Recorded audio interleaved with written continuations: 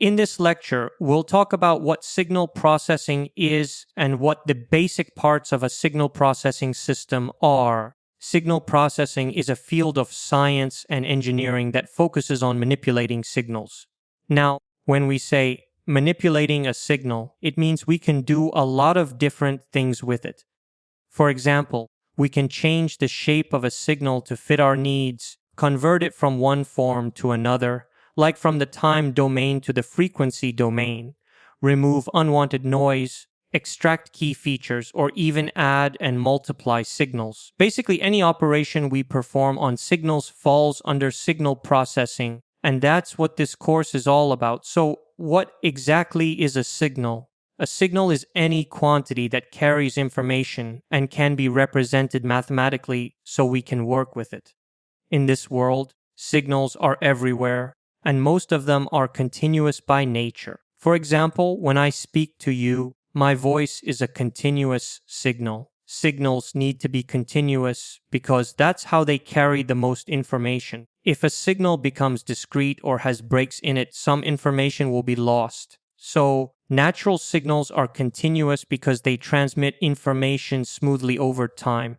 When we say a signal is continuous, it means it exists between 2 points, a starting point where it begins and an endpoint where it ends. These points can vary. Sometimes they extend from -infinity to +infinity, or they might just represent a short duration like 0 to 2 seconds. The key thing to remember is that continuous signals exist naturally, whether they're created by vibrations or other sources, and they carry the maximum possible information because they have no gaps.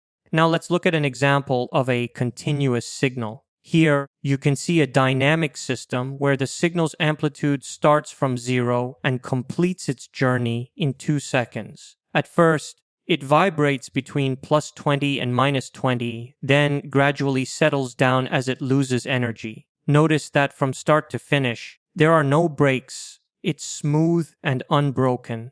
That's why it's called a continuous signal.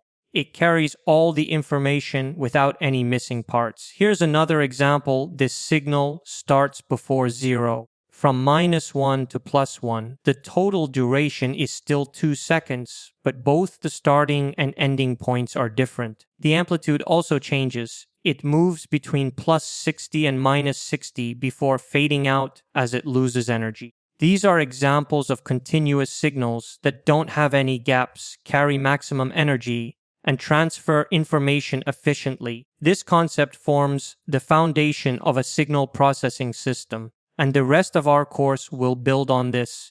In simple terms, we're starting our study of digital signal processing. Before and after this main process, there are several steps involved, and we'll cover each one in upcoming lectures. For now, we'll look at the basic building blocks of a signal processing system to understand the fundamentals before diving deeper. Let's take a look at the system itself. The signals that come in are analog signals, also called continuous signals. But here's the problem: computers and digital devices can only work with digital data.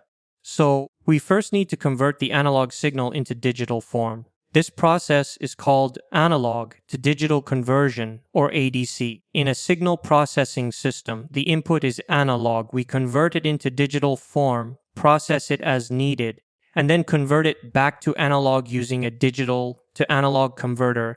This way, both the input and output are analog, while the processing happens digitally in between. For example, when I talk on a mobile phone, my voice is an analog signal. The phone converts it into a digital signal for transmission, and then the receiver's phone converts it back to analog so the other person can hear my voice clearly. That's a simple, real-world example of signal processing in action. So, the input and output signals are analog because they carry the most information, but in the middle, we convert them to digital so we can process them using computers and other digital tools. These are the basic parts of a signal processing system, and throughout this course, we'll explore each block in detail. Since the course is called Digital Signal Processing, we'll learn key techniques like signal sampling, reshaping, and transforming signals from one domain to another.